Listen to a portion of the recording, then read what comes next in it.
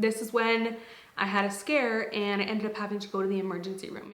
What's up, you guys? Welcome back to my channel. So for today's video, I cannot tell you how excited I am. I have been waiting to film this video. So this is gonna be my first trimester recap video where I just go through everything in my first trimester, my symptoms, my cravings, the ultrasounds. There's just so much to cover. I have like stories to share with you guys. I have like notes on my phone that I've been taking. So you guys know me, I'm a tracker, you know. So obviously I've been tracking my pregnancy, which I love because then I can do these videos and I can look back in the future, right? Also in this video, you guys, I'm gonna be covering weight gain. So how much weight have I gained so far? Speaking of weight gain, my belly is getting so big that it's already made like getting dressed such a challenge. I have been living in my Align leggings. So anytime dressing is a challenge, one thing that makes me feel good is jewelry, because jewelry always fits, am I right, honey? So today I am wearing Ana Luisa. I have loved their jewelry for so long. I am wearing their amazing hoop earrings.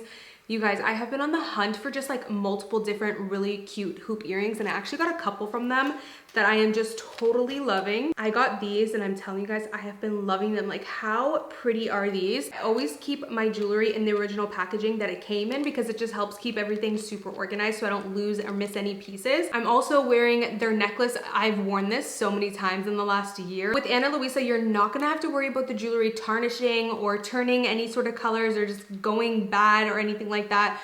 Their jewelry is top-notch quality. Honestly, they're like my go-to. Anytime I'm kind of like inspired by trends and I want to try out different jewelry, I always go to Ana Luisa. They also sell rings, bracelets, just literally any jewelry that you can think of, and they have so much variety. No matter what kind of your taste is and what your style is, you're gonna find a piece of jewelry on Ana Luisa that you absolutely love and adore. Like I said, I've been wearing their jewelry for like over a year now, and it's always my go-to. Anytime I really want to, because you guys know me, I love like simple outfits. So anytime I have a simple outfit and I just want to add a little something, spruce it up a little bit, I always pop on some Ana Luisa, and it just always does the trick of making me feel good, especially during pregnancy. Like I said, like sometimes getting dressed is such a challenge, so I end up wearing really comfy, cozy, but simple outfits. And then all you need to do is pop on some jewelry and you literally look like you tried, like, you know, it like spruces up your outfit. Like you look like you tried so hard, and really I'm just wearing leggings and a black t-shirt. But pop on some jewelry, a nice bag, and you're good to go. So you guys are in luck because Ana Luisa is currently running their biggest sale of the year. So right now they're having buy one, get one 60% off, which is just absolutely insane. The fact that these pieces are such good quality and already an affordable price, and then you're gonna buy one, get one 60% off is just a steal. So if you guys want to check them out and shop that amazing sale, then go ahead and use my link in the description box down below. So huge shout out to Ana Luisa for sponsoring today's video. Okay, so I'm gonna have my phone throughout the video because I'm gonna go through everything. You know, I have all my notes written down from my first trimester. So I'm actually 15 and a half weeks today. I'm also gonna do a bump update. I'll post like the overview here of my bump. I can't believe I'm here, to be honest with you. Like, it feels surreal to like be in the second trimester. All I gotta say is the first trimester is such a scary time. Like, it's so scary, and I feel like no one talks about it. Like, no, like I feel like it's talked about very minimally. Like, people don't really talk about how much worrying and how much anxiety the first trimester really does come with. And I did have a little bit of a scare in my first trimester, actually 2 scares, but I'll go into detail.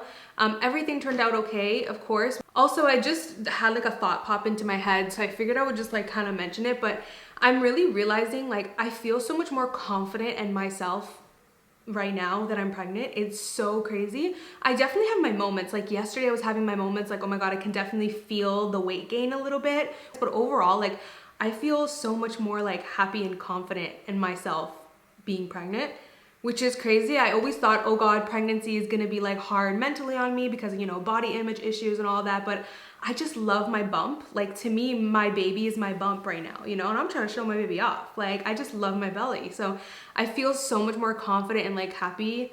Yeah, I just feel like in my element being pregnant. So in my first trimester, I actually gained a whopping, drum roll please. So my first trimester, I actually gained 4.5 pounds, which is actually double that I was aiming for. I was actually aiming to only gain 2 pounds in my first trimester. That might not seem like a lot, but I am 5'1" and I already started my pregnancy a little bit overweight for my height. I discussed with my doctor and we kind of discussed that 15 to 25 pounds is good for me. And don't get me wrong, you guys, like I am here for the baby weight. Like all the weight that the baby needs, I am totally here for it. But what I'm not here for is the excuse of like me using pregnancy to just stuff my face and gain excess fat for absolutely no reason, only for it to make me super depressed after pregnancy and have to lose all of it while dealing with, you know, the struggles of becoming a first time like new mom. Like, I'm not gonna put myself through that. That's just what I'm not here for. I would rather be in a healthy place during and after my pregnancy, right? Up to like 10 weeks pregnant, I only gained half a pound. I know, that's crazy, right? I literally only gained half a pound. And then all of a sudden, from 10 weeks to 13, 14 weeks, I gained, I don't know, you do the math, like what is that, 4 pounds? Literally like that. But it was my hunger. Like my hunger has increased so much. My belly has grown so much. I wasn't working out for like a good 3 weeks because I was just too sick. I think that was weeks 5.5, actually right in the beginning of 5, up until 8. Once 8 came, I was still sick, but I was it was more mild. And I said to myself, Amy, if it's more mild, the least you could do is just get on the treadmill for 20 minutes, right? Once 8 weeks started, I started doing 20 minutes treadmill every day, but I was still too nauseous to weight lift and really do too much of a workout. Ever since week 12 came, I felt significantly better. So I did start working out. I kept my 20-minute treadmill routine, and then I added on 15 to 20 minutes of weightlifting as well. And now I've been working out since 12 weeks. So, you know, it's been on and off really. And I did what felt right for me. Okay, so let's go into my symptoms week by week. So weeks 3.5 to 4 weeks, I wrote down here gassy and burping a lot. So I would always do like these really small burps, like little like just like little ones. And I was like, that's the beginning of nausea. Like I just know it. Then I had a lot of like not being able to breathe through my nose. Oh my God, I couldn't breathe through my nose for weeks straight. And I still have a little bit of congestion issues, to be honest with you. I still have dry nose, but it was really bad to the point where I literally couldn't breathe through my nose. I would walk around with my mouth open like this. And that's how I would breathe. I also would have mild twinges, which are just like little like, if I could describe it, they're like cramps, but they're just like this twinge, and then it goes away completely. So it's like a one-time little twinge. And I feel like people don't really talk about that. People don't talk about cramps and twinges and all that stuff because it's known to be a bad thing, but it's very normal to have cramping in your pregnancy as long as it's mild and it's not severe. Because your uterus is stretching, everything's growing, everything's moving and changing, and there's a lot of extra blood flow going to that area. So you're gonna feel a lot of stuff, you know? So it's totally normal. I also would get a lot of twinges on my left side specifically, which is the side that I ovulated on. And I know that can scare some people because, you know, you might think, oh my God, why is it only on one side? But sometimes it's just the side you ovulated on. So everything is like, you know, moving through that area. So yeah, it can be totally normal, but it was always mild for me. So I was never really alarmed. I also had, I wrote here, less energy throughout the day, and tossing and turning in my sleep was like a big thing for me. I was always constantly tossing and turning. I still to this day do it, but I will say the last few nights I've had really great sleep. So I'm finally getting better sleep now that I'm 15 weeks. You guys, I was loving burrito bowls when I was 4 weeks pregnant, and then all of a sudden one day I ordered a burrito and I was eating it and I almost vomited on my burrito, and ever since then I have not been able to eat a burrito. It just like switched for me, so I thought that was funny. I literally have been dealing with a little bit of insomnia, nothing super bad. I've still been getting about 6 to 7 hours of sleep every night, but it's interrupted sleep. And it's like I'll be up at 2 hours, 2-3 hours straight in the middle of the night at like 4 a.m. and then I'll go back to sleep. It's interrupted, broken sleep, but at least I am still getting sleep. I know there are some pregnant women that are literally not getting any sleep. So week 5, this is when my nausea really started getting bad. I had all day sickness, literally from morning, afternoon, night, middle of the night, 24/7 sickness. So I was on the couch from weeks 5 to 8 and even 8 to 12, but it wasn't as bad 8 to 12. I didn't even do the dishes, like nothing. Like I couldn't even stand to look at the dishes because the smell was absolutely disgusting, and just like the look of it. And I know this is crazy, but I had an aversion to my kitchen. Like I couldn't be in the kitchen for too long. It just was not, I just couldn't. Now I finally can, but I still to this day can't really cook. So when you're on the couch, your hair's a mess. I didn't wash my hair for 10 days. I'm not ashamed to say that. I know that's gross, but I'm telling you guys, I was so sick. And when you're sick, you really just cannot. You just cannot. No makeup, you know, you're a slob kebab on the couch feeling so sick, and you go on Instagram and everybody's living their life, glammed up, dolled up, and you're there looking like a slob kebab, feeling like you're able to vomit. It can be so debilitating every single day to be laying on the couch over and over and over and not being able to do anything. It's super debilitating. I just kept reminding myself that it was only temporary. I felt very unmotivated and lazy in my first trimester, and I still have that symptom a little bit today.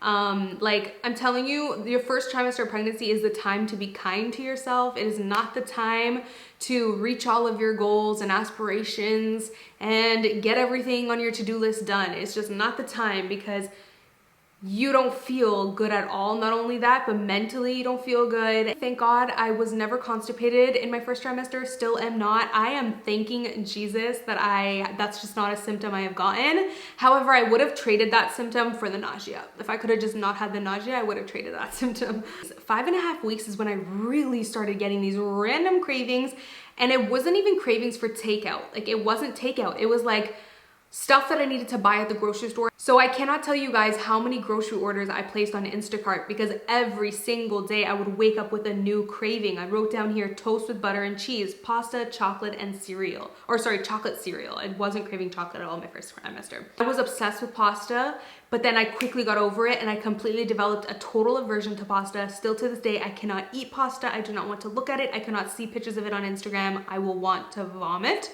I had an obsession with ramen noodles for a little bit, but that ramen noodle obsession lasted like 3 days, and then I developed such an aversion to it that now I can't even, saying the word ramen noodles, my stomach actually just turned. And then I started getting round ligament pain, which I didn't even know was round ligament. So I would sneeze and then I would get this sharp, and I'm telling you, sharp, absolutely painful pain right in your like lower abdomen, but it's most of the time geared to one side, at least for me. And I was like, what is that? So I Googled it, like sharp pain when I sneeze, pregnant. And it said round ligament pain. I'm like, I've always heard of round ligament pain, but I didn't know that's what it was. So yeah, I literally, I get that to this day too. It started at 5 weeks and I still have it now. When I sneeze, sometimes I get that extreme sharp pain. When I move too quickly, I get that extreme sharp pain. So yeah, round ligament from 5 weeks. They say it happens more in your third trimester. This girl has been getting it since 5 weeks pregnant. I wrote down here, nausea got intense all of a sudden, 5 weeks, 5 days at 7 p.m.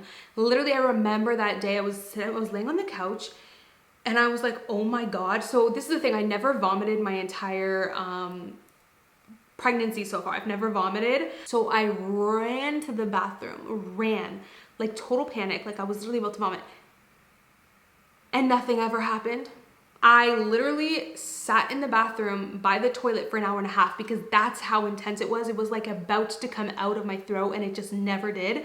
It was so bad that I was hanging off the toilet and I felt like I was about to vomit, and I literally had spit, water just falling, like spit falling out of my mouth into the toilet, about to vomit, and never did. So I'm like, seriously? But luckily that like intense feeling went away after 2 hours. I still was nauseous, of course, but that super intense feeling when I felt like it was literally about to come up only lasted like 2 hours. That was the only episode I have that was that intense. So thank God it never got more intense, you know, and it never escalated and turned into anything else. I actually am pretty shocked. I thought that I would be more moody, like more, I still have my day, like I still have times when I do get more, my patience is a little lower and I do get a little bit more irritated at things quicker. Actually more emotional and more sensitive, more vulnerable. I'm more like, oh, can I have a hug? It's not like me. I'm not a vulnerable person. Like, you guys know that about me. I'm not a vulnerable person. I'm more like a little bit of a tough cookie, doesn't like to show her emotions type of thing. But I am all here for the feels. Like, that's just been me my whole pregnancy so far. It's softened your girl up. I'm no longer a tough cookie. I am a soft, chewy cookie. Okay, so then 7 weeks came and I had my first ultrasound at exactly 7 weeks. My baby actually measured 6 weeks, 6 days. So that day, I can't even tell you guys, like I don't want to say the word because I don't want to get demonetized, but I almost my pants. Like, I was so nervous. I almost threw up in the car because I literally felt like I couldn't breathe. I was just so nervous. Like, I was like, what if I get there and, you know, it's just not okay? And I just wanted everything to be okay. Like, you know, so I found out I was pregnant at 3.5 weeks. So then I went to my first ultrasound at 7 weeks. You have to wait for an entire like 3-4 weeks before you can even see what's going on down there. Make sure everything's okay, everything's growing properly, you know, the heartbeat is strong, and it's so worrisome. And I said to myself, when I go to that ultrasound and if everything is okay and I see my baby's heartbeat, I am going to bawl. And then the time came and I went to the ultrasound and she puts the wand on my stomach and I didn't fill up my bladder enough, which I was so pissed about, because if you don't fill up your bladder enough, then they have to do the transvaginal ultrasound, which is fine. I personally don't mind, but it just delays the time and I just wanted to see if my baby was okay. So she puts the thing on my belly and she goes, oh, I see the baby. And I'm just on edge, like, okay, you see the baby, but is the heartbeat good? Like, I'm on edge, right? And she's like, oh, your bladder's just not full enough. Your bladder's just not full enough. I need you to go empty your bladder now so we can do the transvaginal.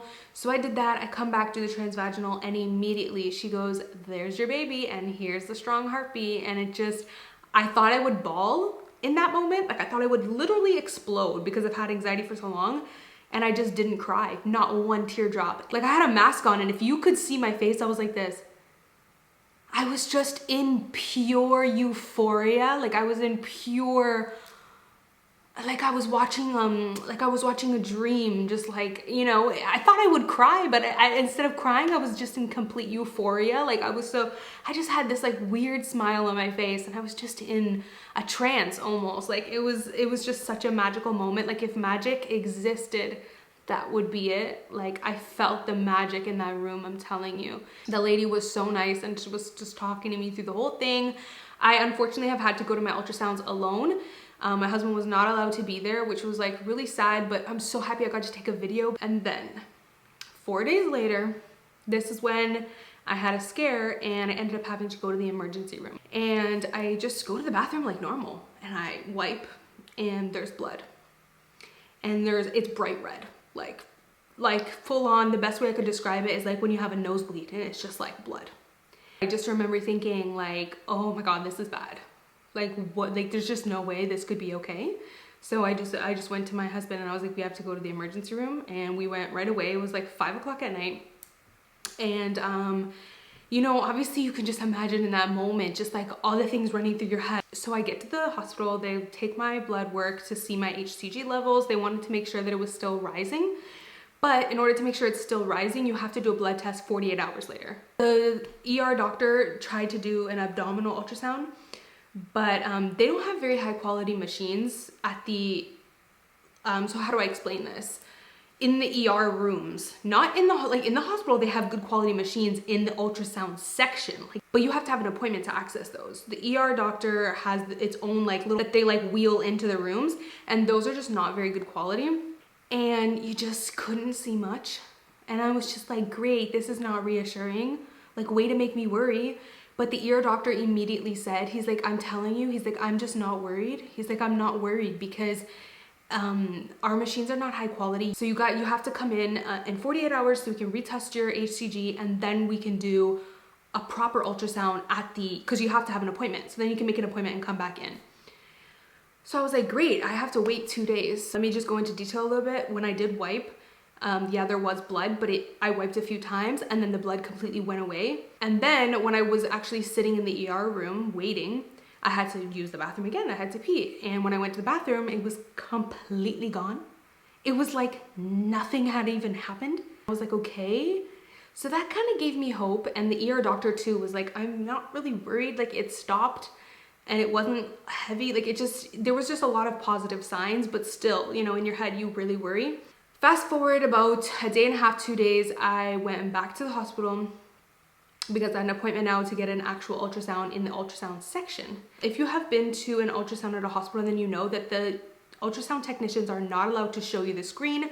They're not allowed to tell you if your baby is okay. They're not allowed to tell you any information. So it's like torture. So I had to wait for like a good 3 hours for the ultrasound doctor for the ER doctor to read me my ultrasound results. So she called my name finally, and when I heard the words, "Baby is doing great," I just could have kissed her. I could have kissed her. I'm telling you, I'm telling you, the doctor could have told me that I won the lottery and I would have been like, shut up, please tell me the ultrasound reports. Like, I did not care. Like, to me, that was better than winning the lottery. So she's like, your baby's doing great. Your HCG rose in 48 hours. So everything looks good. They could not find a source of bleeding at all. I know some people have, I don't want to pronounce it wrong, so I'm just going to say the abbreviation. I know some people have SCHs, which is like a bleed in the uterus or whatever, like near the baby. I didn't have that. The ER doctor literally told me my uterus and the baby, like everything, looked picture perfect. Like if you were to draw the perfect picture of what it should look like, it literally looked like was that. She's like, everything literally is perfect. Baby's doing great. The heartbeat's super strong, growing perfectly.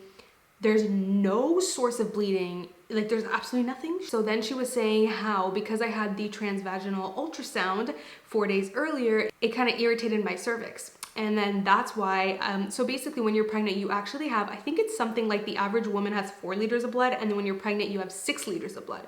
So you have so much more blood. And not only that, your blood vessels are so much more sensitive. Like I've been getting so many nosebleeds during my pregnancy, but your cervix is full of blood vessels and they just become so sensitive. So when I had the transvaginal ultrasound, it just irritated my cervix, and that's when I had the bleed. So everything ended up being totally okay. But I did have another episode to share with you guys. So but that's at 11 weeks. So I will get to that in a few minutes. Also started getting a little bit of like acid reflux, like that burning feeling through your chest and through your throat. Major brain fog. Oh my God, I had major brain fog.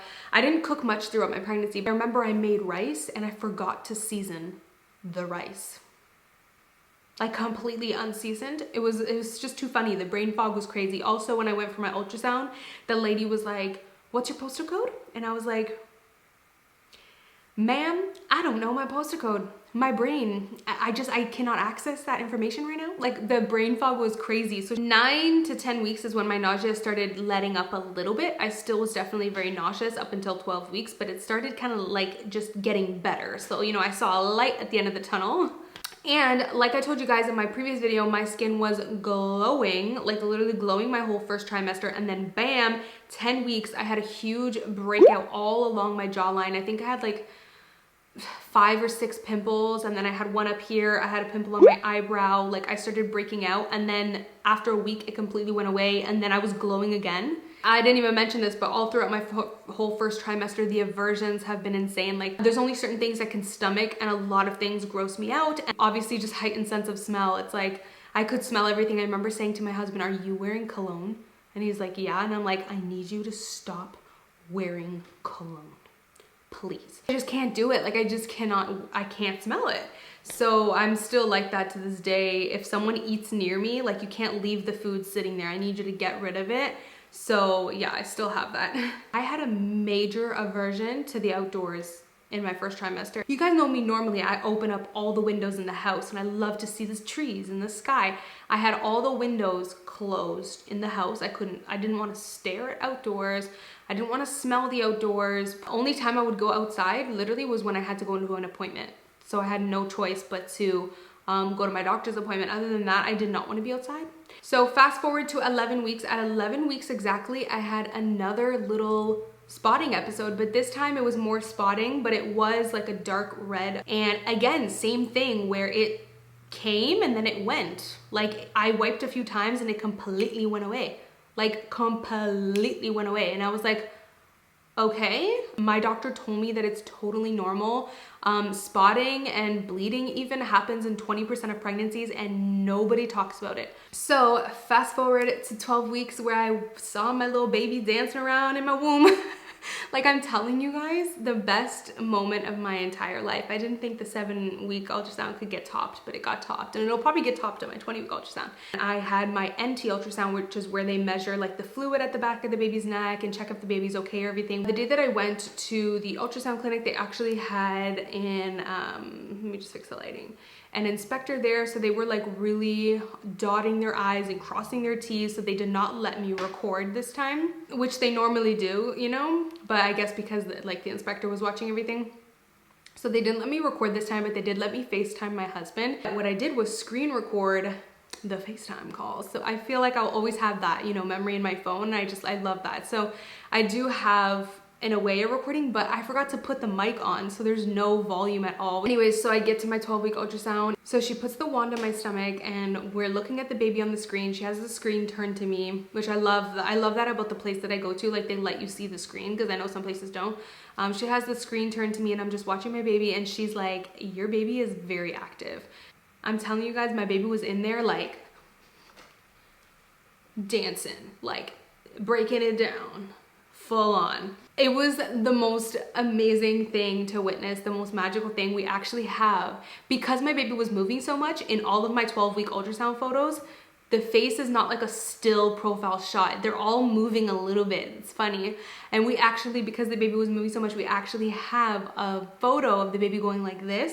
And it looks like the baby's like waving at us. It is the most magical thing ever. But yeah, I'm telling you, my baby's a dancer, honey.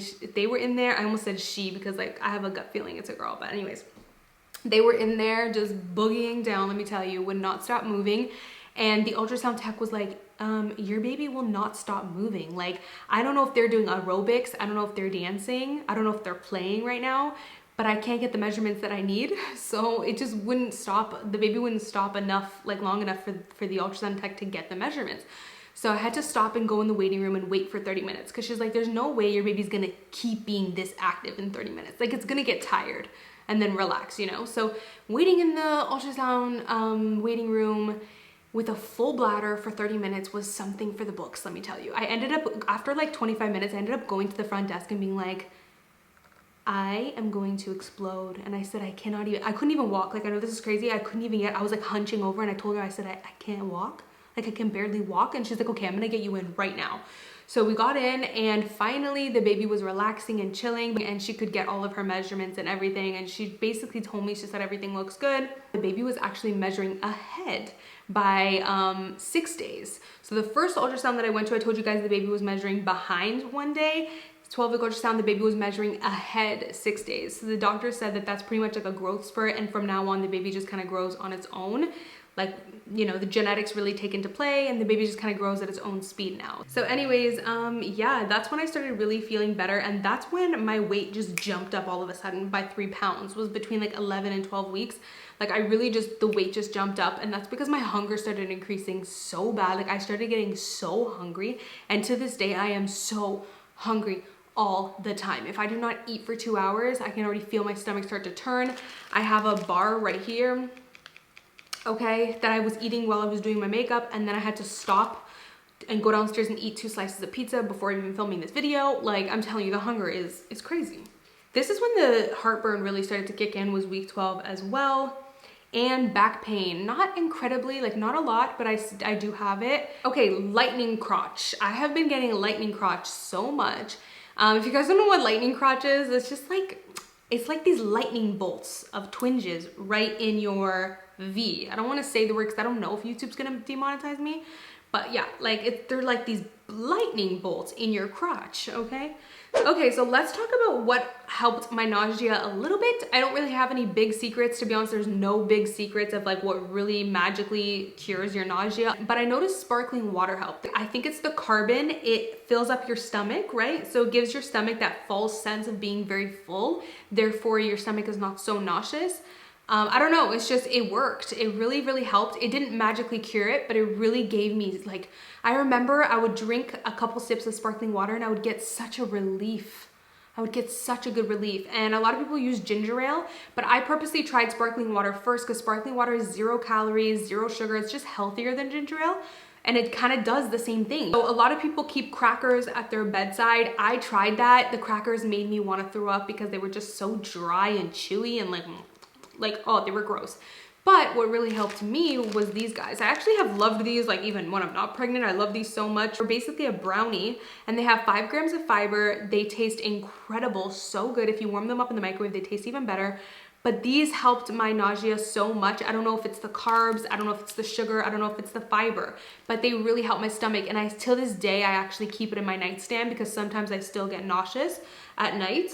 And these just help so much. I had one last night actually because I was feeling nauseous. They come in their own little pack, so I literally would just keep them in my nightstand in the drawer up there, and anytime I felt nauseous, I would have that. I would have a bite of that before I woke up in the morning. So a good tip is before you step on to the floor, before you wake up in the morning, have some of that to fill your stomach a little bit. So that pretty much wraps up my first trimester recap. I feel like this video is going to be super long, but there was a lot to go through. Before I go, I want to quickly remind you guys to shop Ana Luisa's sale. Again, it is buy one, get one 60% off. So it is a crazy deal and I'm obsessed with their jewelry. It always just makes me feel confident and pretty and really spruces up an outfit. So go ahead and shop through my link down below. And I hope you guys enjoyed this video and I will see you in my next one. Bye guys. Mwah.